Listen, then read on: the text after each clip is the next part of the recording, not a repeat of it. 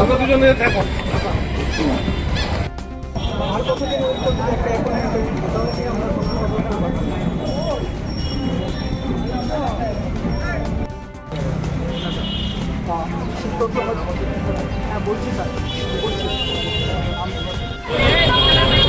বলছিলাম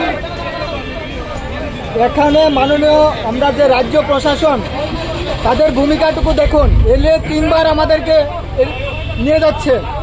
তারপর ওনারাই আগের বার বলেছিলেন যে এভাবে করার জন্য। ঠিক আছে, আজকে তাদের থেকে সহায়তা আমরা পাচ্ছি না।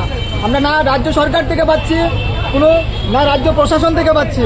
তাহলে আমরা ব্যাড কোয়ালিফাইড করে কি ভুল করেছি? তাহলে আমরা যাবো কোথায়? আমাদের এই দাবি কে শুনবে? আমরা আপনাদের কাছে তারপরও করজোড়ে নিবেদন করছি, আমরা কোনো উচ্ছৃঙ্খলভাবে আন্দোলন করিনি।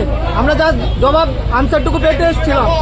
তো এই আনসারটুকু আমরা চাইছি আপনাদের মাধ্যমে, আপনারা যাতে মাননীয় শিক্ষামন্ত্রীকে কোশ্চেন করবেন, যাতে যারা বাকি আছি আমরা তাদেরকে কবে নাগাদ নিয়োগ করা হবে, এই আশ্বস্তটুকু আমরা পেতে চাই। জাস্ট আর কিছুই না।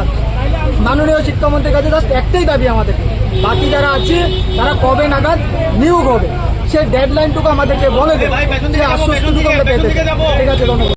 আমরা 2024 নোটিফাই টেট কোয়ালিফাইড যারা আছে 1488 জন, টেট 1-এ 368। আমরা আজকে মাননীয় অর্থমন্ত্রী স্যার প্রণজিৎ সিংহ স্যারের সাথে দেখা করতে এসেছি। তার জন্য আমরা আপনাদের প্রিন্ট মিডিয়ার সাক্ষী আছেন, আমাদের সাথে সহযোদ্ধা রূপে রয়েছেন, যে আমরা অনেক দিন নাগাদ সেই আন্দোলন ডেপুটেশনের মাধ্যমে কোনো প্রতিক্রিয়া চাইছি যে আমাদেরকে নিয়োগ কবে হবে। যেখানে যে রাজ্যে, আমাদের রাজ্যে অনেক শিক্ষক স্বল্পতা রয়েছে, সেটা আপনাদের প্রিন্ট মিডিয়া, পত্রপত্রিকা, নিউজ মিডিয়াতে আমরা দেখতে পাই। তাছাড়া আমাদের তরফ থেকে আরটিআই করে আমরা জেনেছি হিউজ ভ্যাকেন্সি রয়েছে। তাছাড়া যখন গত অ্যাসেম্বলি সেশনে যখন ভ্যাকেন্সি সম্পর্কে জিজ্ঞাসা করা হয়, কোশ্চেন করা হয় মাননীয় শিক্ষামন্ত্রীকে, তখন দেখা যায় 6900-র উপরে পোস্ট রয়েছে। পোস্ট থাকাকালীন এত পোস্ট রয়েছে, তারপরও কেন আমাদেরকে এই কথাটা শুনতে হয় যে টেট পাস মানে চাকরি নয়? যদি পোস্ট না থাকতো তাহলে ঠিক ছিল। যেহেতু পোস্ট আছে, তাহলে আমাদের দাবি অনৈতিক কীভাবে? তাছাড়া মাননীয় আমরা অনেকবার টিআরবিটিতে গিয়েছি, এলিমেন্টারি ডিপার্টমেন্টে গিয়ে কথা বলেছি। আমরা অ্যাসেম্বলি সেশনে স্যারকেও বলতে দেখেছি, শিক্ষামন্ত্রী স্যারকেও বলতে দেখেছি, যে বলছে যে ফাইন্যান্স দপ্তর থেকে নাকি অনুমোদন যতটুকু পোস্টের জন্য দেওয়া হয়েছে, রিসেন্টলি 1020-এ টেট 2 জন্য নোটিফাই করা হয়েছে, বাকি 1488 থেকে 1020 নোটিফাই করা হয়েছে। বাট সবাই নিয়োগ হবে না, 750 অ্যারাউন্ড নিয়োগ হবে, বাকি অর্ধেক আমরা অনিশ্চয়তার মধ্যেই ভুগছি। এবার যে জায়গায় মাননীয় সিএম স্যার বলছেন যে অর্থ দপ্তর থেকে যতটুকু অনুমোদন দেওয়া হয়েছে, ডিপার্টমেন্ট থেকেও সেম কথা বলছেন।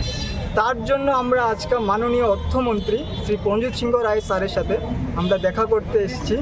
আমরা ওনার সাথে কথা বলে আশ্বস্ত হতে চাইছি যে বাকি যারা আমরা ক্যান্ডিডেট রয়েছি তাদেরকে কবে নাগাদ নিয়োগ করা হবে সে আশ্বস্তটুকু আমাদের পেতে চাই। আমাদেরকে দিন, আর এই করুণ অবস্থায় আমাদেরকে রাখবেন না। যেখানে অ্যাসেম্বলি সেশনে বলা হয়েছে 345 স্কুলের মতো সিঙ্গেল টিচার, এটা একটা দৃষ্টান্ত। তাছাড়া সিঙ্গেল টিচার বলছেন 345 অ্যাবাভ।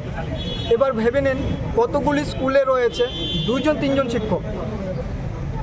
এরকম যদি স্কুলের অবস্থা হয়ে থাকে, তাহলে কেন আমরা দাবি করতে পারি না, কেন আমাদেরকে একসাথে নিয়োগ করবে না, সেই আশ্বাসটুকু বা সেই কথাটুকু আমরা জানতে চাইছি।